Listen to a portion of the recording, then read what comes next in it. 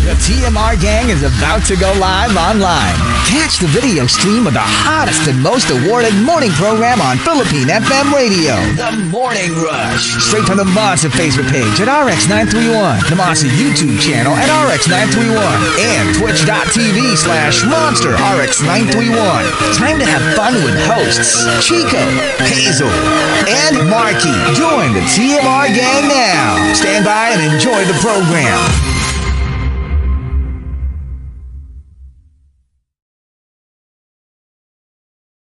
Facebook. Yes, we're live on Facebook.com/RX931, YouTube Live, and Twitch TV. Let's say good morning to some monsters locked in. Wait a second. Let me sort it out. Okay, we're ready. Good morning to Ronaldo Quino, to Mai, who says, please greet Cap Jose of No Fins Free Diver PH. Belated happy birthday. Happy birthday! Hello to Mayo, who says, ang ganda ng cheat. So he's also watching it. Better version than bullshit. Hello to Mar.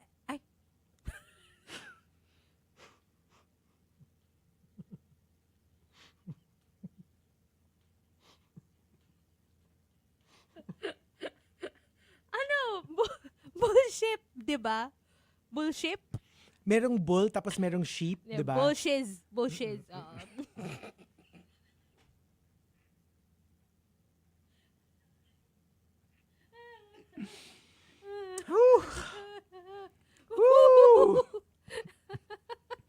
Napaghalataan ko sino yung walang busina sa... Sabi ni Justin ko, oh no, she didn't. Oh yeah, she did. You know, that is such a normal word for me. I'm like, I didn't even realize. I was just like, oh. Yes. Hindi, kasi we were talking about like, yun nga, sa farm, merong bull, merong sheep. It's the name of a TV show. It is. Oh, ano papalitan natin? Gagawin nating ano? Diba? Sige. Sige. Hindi mo naman sa akin kailangan ipaliwanag eh. I get it. I don't have to explain at all. Ay, wait. Hello? Meron tumatawag. You do have to explain it. Parang starts with a K, ends with a P. Andyan na daw. Hindi mo nadidinig yung sirens? Hindi ko natindinig. Hello to Missy. And hi to Mama's Big Wet, Ditch, Kim, and Kat. And Creamer, Coffee, Abu, Sylvester, Campy, Chuzzel, and Borta. Nedge, super love The Mandalorian, kaya pati yung Book of Boba Fett pinanood ko. Pero before ko panoorin yung season 3 for the love of Papa P. Ano kasi dapat talaga yan? Mandalorian season 1, and then Mandalorian season 2, and then watch Boba Fett. May sequence siya. Oo, tapos you watch season 3. Hello to Romana Ganzon. And speaking of needing rest, kasi sunod-sunod yung ganap, locked into TMR while on sick leave today. Hope my fever subsides. Thank you for keeping me company. Sabi ni Japan. Get well soon. Starts with a K, ends with a P, middle name B. Ewan ko sa inyo. Hello to Sydney from Adelaide. Hi to Sydney's lovely wife, SP Grace, daughter Praise, and brother-in-law, Papa Van. The Incredible says, good morning, monsters. Just realized ang perfect pala sabayan nung tempo ng TMR bed for my morning walk. Oh, parang... Oo nga, no? Yeah. It's a nice pace. Not too fast, not too slow. And natuwa lang ako dun sa hello to Sydney from Adelaide. Sydney from Adelaide, It's yes. like, they're all like Australian stuff. Maria Rosell says, random question for Hazel. If in another universe, may potential kayo ni Babe, E-Will, would you go for it? Knowing naka-work mo pa rin si Chico. You mean... Why not? What do you mean? Wait. Parang it never really stopped. I'm just like, Like, yeah? and? So what was the question? What was the parang trick part of the question. Tinatanong pa ba yan? No, but of course, of course. Gusto ko yung no. But of course. Alam mo yung parang gusto ko pang magpanggap eh. Pero of course. Hello to Doc Bea. Pag-greet din daw kay Robbie. Good morning to Inay Mila Robles from Perry Robles. Hello to La Isla Bonita, the Andrea Facinetti from Bernard. Good morning, Justin Ko. And hello to... Oh, babe. Whale. Oh. Good morning. Hello. Hello Good to morning. Kiko Man Machine. Isaiah says, speaking of watch list, what are your thoughts on Survivor 44? Who's your winner pick this season? I haven't seen it. Well, I have seen it. I don't have a winner One pick pa lang, yet. diba? It's too early. 2. Yesterday, episode 2. Oh, okay. Hello to Kiko Man Machine. Pero focus on Australian. Yun nga eh. I and know, anyway, we can catch up. yeah, I'm sure we can It's catch not up. that ano pa naman. Ano mo yan? Start pa eh. Hello to Four Leaf Clover. And Sorry, before I continue. Alam mo, sobrang ang dami kong nababasa na ini-echo nila talaga yung thoughts mo. Na parang, cause somebody posted like random this was not an Australian Survivor thread, but they just posted that part where Rogue told Nina that she's more African American. that she's more African American. So people are like, where's this? So, people were explaining, oh, this is Australian Survivor. And then, grabe yung like, sobrang overwhelming yung point of view na this is what Survivor US used to be like. Yeah. Yun talaga yung nila, na parang it used to be this exciting. This was before it became a very like woke version.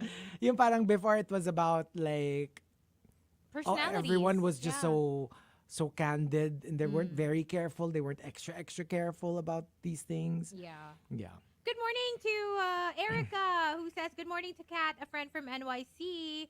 Erica's also watching Australian Survivor. Nice. Nag-subscribe siya ng YouTube Premium, sabi niya sa akin, for this. Yeah.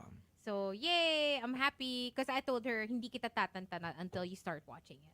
So, she's watching it. Oh, okay. So, she's a huge Survivor fan. So, I'm like, oh my Okay. gosh, you have to watch it if you're a fan because it's so good. If I had like $1 for every person that I got to, that I convinced to watch Australian Survivor, marami-rami na akong pangkape for us. Kasi ang daming nagtutweet sa akin randomly or nagdi-DM saying na, I checked it out, I'm watching it, I'm super enjoying it. Yeah. And lahat parang walang fail. Lahat parang they're happy that they actually checked it out. Yeah. It's such a good show. Anyway, that's it for greets. And also, so we're kind of like smushing everything together. So I'll just give you entries and then like... We'll have 2 tops. 2 tops, as always. So like basically... let's start off with Camilo. Weekday is for the office uniform. Weekend is for the French maid uniform. French-made uniform? French maid? Pang Halloween ko lang nakikita yun I know, right? Nick's Idiot says, I spend my weekdays attending appointments with surgeons, dermatologists, radiologists, and I spend my weekends dreading the weekly appointments with surgeons, dermatologists, radiologists. I don't know what kind of job you have that you have like weekday appointments with doctors. Maybe you're a ano tawag mo dun? Medical yung when you kind you're of like selling like, medicine. What's that? Very med rep? popular med rep. Maybe you're a med rep?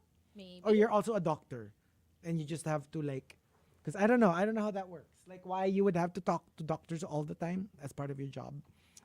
From Kiko Man Machine, weekday lagari sa work and side hustle.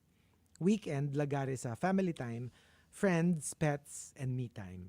Kumbaga, sobrang busy mo pa rin, Yeah. but in a very different way. Yung loved ones mo naman yung pinagkakabalaan. Loved ones naman. So, I mean, it is still exhausting to a degree, but it's infinitely More more satisfying. satisfying, Yeah. more than like if you have to do it for work.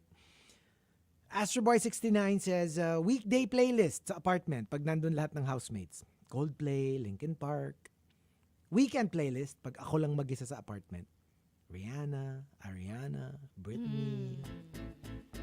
Ay, ay, ay, ay, ay. Pag mag-isa ka na lang, bigla. Alam mo talaga, one of my favorite parts about living alone is blasting my music. And I go from one genre to the next. Yeah. Na sobrang layo. Like, Yeah. just this weekend, I started with, I think I started maybe with Beyonce. Kasi fresh off of a Drag Race, yung Night of 1,000 Beyonce. Oh, So yeah, I was like, yeah, you know, I'm gonna listen to Beyonce.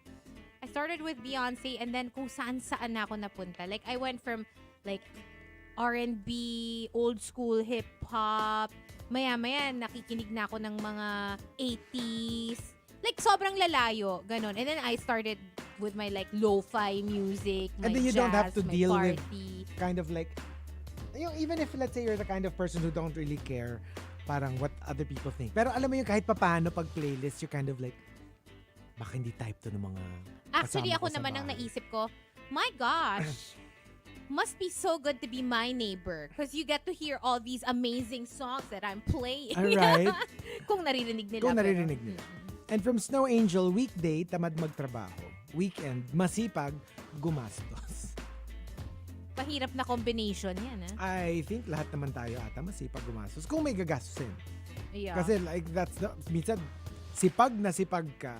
Pero pag, if there's nothing to spend, you kind of really have to just, wala. May nabasa ko sa Nga nga. Reddit na parang somebody started a thread asking a question na parang, do you think it's okay that I'm in my like late 20s, but I don't really have savings, but I'm happy.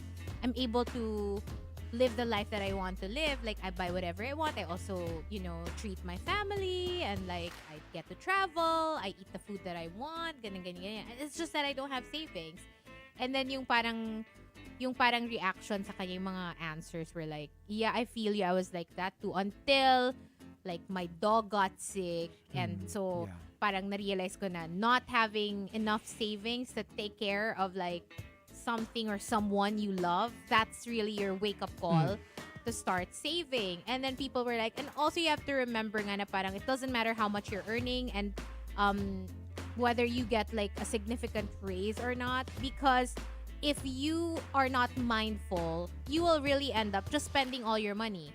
Like, pag tumaas yung sweldo mo, tataas din yung spending mo. And then It's tsaka ako inevitable. ang point ko dyan is, it doesn't have to be one or the other. You can enjoy a very good version of your life and still set aside some. Yeah. Hindi naman ibig sabihin pag nag-start ka mag-save that you're not living your best life.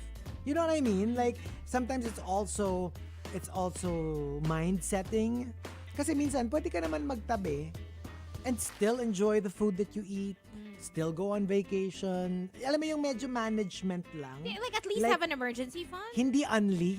You know what I mean? Hindi like 100% of your money. Like, maybe 20% you set aside. And then the 80, look, my gosh, enjoy. And so that you still feel like you're enjoying your best life, but you got something, just in case you need money. Yeah. Nasabihan Emergency. nga siya dun sa thread na parang, you know what? It's never too late to save. And Oh my honestly, you're gosh. still young. And 20s, in, like, yeah, I your was going to say, 20s. 20s is still fine. But even if you're older, like, it's never too late to start. I say you start saving in your 30s. I think you're gonna Mag-enjoy wish... ka na muna Pero ng you're 20s. gonna wish you started in your 20s. Well, it's true, pero kunyari lang talagang But ako, for me, personally, ramdamin mo na yung 20s mo. I wish I didn't have that mindset though. I wish I started in my 20s because I feel like that would have set me up like after the 20s. You know what I mean? Like, na parang at least by the time na 30 ka na, may habit ka na of like saving. Yeah. And it's parang it's not gonna be difficult for you because you're not gonna have to adjust. Because it's already set behavior. Yeah, so I wish I started like even in my teens when I started making money and I started working before my 20s. I wish I already had that mindset as Yeah. early as then. And from Victoriano, weekdays, I watch Dirty Linen. Weekend, I literally wash my dirty linen. Alam mo, I have ano na naman. I have a pile of laundry. Laundry again. It really happens. Like, every 2 to 3 weeks. Mhm. Yeah, Yung may it's mountain an of ano entire ka na. pile. Like, I have 2 huge laundry bags. Rudes Antonio says, weekday, balot na balot. Naka long sleeve, slacks. Weekend, I dangle all weekend. Oh, saan daw? Sabi ni ODH. Grabe yung I kidding. dangle all weekend. Sabi ni Okay. ODH, actually, nag-text siya kanina. Nakikinig pala yung friend ko. BB revealed daw. Please greet my friend, Alex Serrado, listening right now. Oh. So wait, so totoo nga? O joke? Di ba sabi niya joke o talaga may BB reveal? Ay, or maybe... Lo! ODH, show. tell us. Okay. Sabi ni Sebedi, lo? Rudes? Dangler ka pala.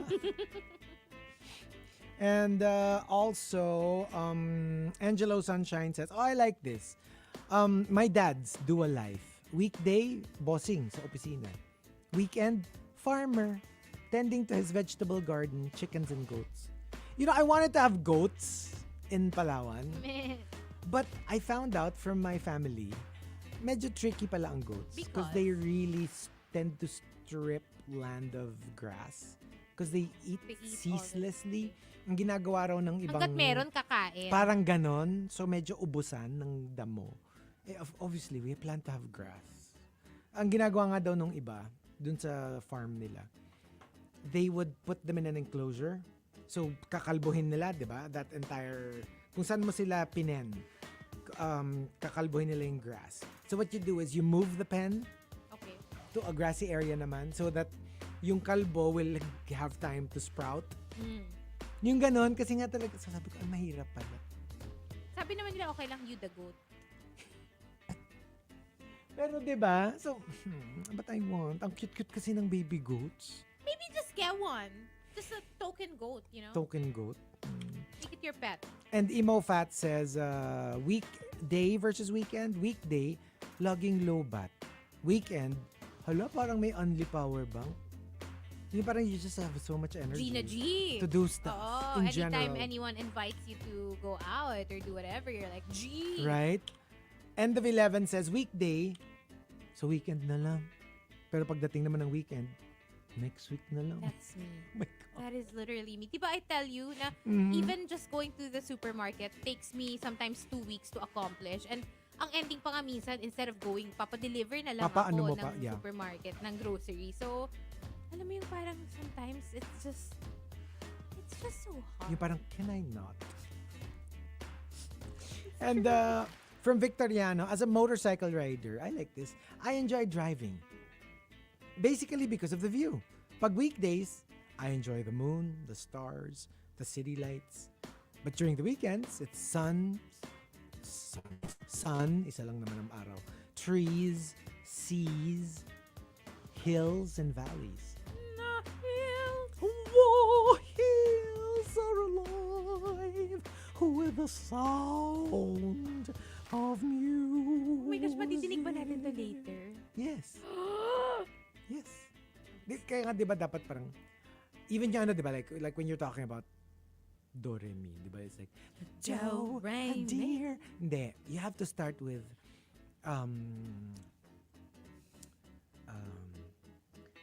do, re, mi, the first 3 notes that happen to be. Ay, hindi. When you sing, you begin, when you read, you begin with A, B, C. When you sing, you begin with do, re, mi. So, wait, Do, Lola na ba re, yung mi. character niya? Julie Andrews. Alam mo, dadagukan kita. Ba't parang Lola kasi? Bakit, Lola? That's a... When you sing. When you sing, you begin it. Lola kasi. Hello, ganun yung pagkanta ni Julie Andrews. Tanong mo. Sure ka? Oo, ganon. Sure ka ba dyan? Tsaka yung ano, yung Sabi ano ni yun? Joyce, parang matandang witch yung boses. Hindi nga. Tapos ito, wait, hindi ko lang alam yung lyrics eh. Pero sige, Gusto ko yung shade ni Babe Ewing. Oh, bakit? K-bye. Alam mo, grabe. Sayang ka. Okay, sige, ito pa. Ah. Hayana. Hayana. High on a hill was a lonely goat herd. Lay-yod-lay-yod-lay. Loud was the voice of the lonely goat herd. Lay-yod-lay-yod-loo. Sabi tuloy ni Jogan. 9:58 na. Chico, tama na. Tama na yan. Tsaka gusto ko pa dito meron, yodle, yodle, Ayun si Philip Choclo. Diyos ko, Lord. meron pang, yodle, Sabi ni Joe, constipated si Yoda. Hindi, ang ganda kaya. Grabe si Dan. Marge Simpson daw. I wasn't gunning for Marge Simpson.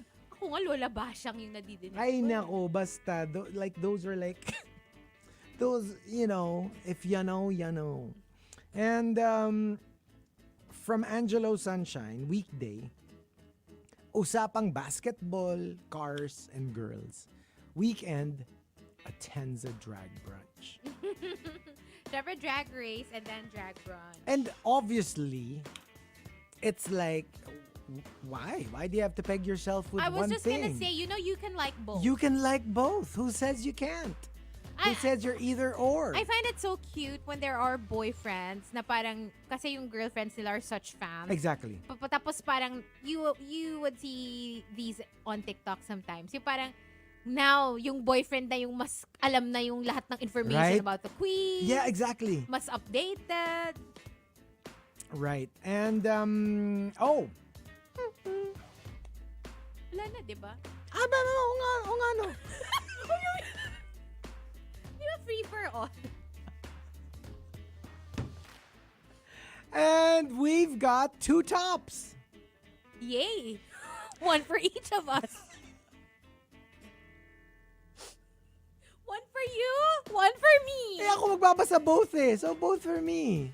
Greedy! Oh my gosh! So, Greedy. sabi ni Renz, Apuyuy. Napuyoy. Apuyuy. Ito na yung 2 tops natin. First, from end of 11, pag magsiset ng lakad with Barkada. Weekday, matatapos tayo 10 p.m.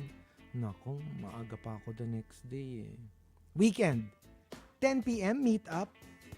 Ba't ang aga? Pero alam mo, nasa point na ako Right? ng life, ako and my friends, na like the last time we hung out, a couple of weekends ago, Okay. we set our meeting na late lunch. Pero yung late lunch naman kasi sa amin, obviously people are late. So everybody arrived at like 5 o'clock. Mhm. So that's like Early dinner na yun. early dinner na. Pero yung parang, yung intention was to do like late Late lunch. Pero lunch. parang, sige, na-move to 3. And then eventually I was like, okay, 5 o'clock. 5 o'clock, we already started na. So nag-dinner na kami, early dinner. Which of course, after dinner, coffee / dessert. Oh. And so from like 5 p.m., we ended like maybe around midnight. Or baka Wow. before midnight Okay. pa. But alam mo yung parang sakto lang. Kasi we're always so bitten when we start ng dinner. And we always end up staying up late or Like, feeling too mo late. bitin Oo, ka. right. Oo, na parang by the time na it's time to get coffee, most places are closed already. So, na-realize namin, you know what, this is like the sweet spot. Like, meet at around 4 or 5 p.m. So, you can have early dinner. And then, after dinner, meron pa kayong like nightcap of either coffee or I guess if you want to get drinks, Right. you can get drinks. But it ends not too late. Now, when you get home, yung parang gising ka pa to Pwede do your pa, skincare and all that. Makakanood ka pa ng episode of whatever you wanna watch. It's not that late. So, I am at that point. Parang, Yeah. okay, goods, we're done. Mga pa 12 o'clock na. Okay, uwian na. And from Astroboy69, weekday, egg whites, chicken breast, vegan hot dog. Wow. Weekend, itlog, breast, hot dog. May konting tweak lang. May konting tweak lang. Yeah. Okay. It's pretty close. Parang wala masyadong difference, di ba? I mean, Wala naman, wala pretty masyado. close, pretty close. Oh. What about us? Ooh, weekday versus weekend.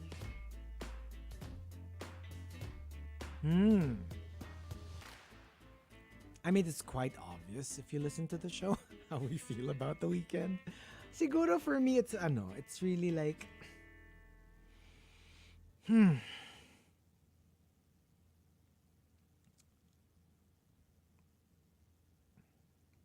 I guess weekday, I am like, to give you an example, yung kunyari yung wire ng headphones, yun na lang. Let me use a metaphor. Yung, kumbaga sa wire ng headphones, buhol-buhol.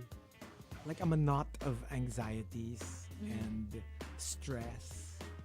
And to be honest, during the weekends, nandun pa rin naman yun, but hindi ko siya, I don't stress out about it. There's just something about the weekend that I feel like I could put things on hold. Even if, let's say, those stresses are still present, but I don't feel them as much. Yeah. And they just come back on a Monday. I'm just really so relaxed when it's a weekend. It's strange. It's not like they disappear during the weekend. They're still there. But my headspace is so much different on a weekend. If You I know could what? if I could just transfer my headspace on a weekend to the weekday, I would. But I agree can't. with you. I'm with you on that. Ako naman, siguro I'm gonna focus on my writing.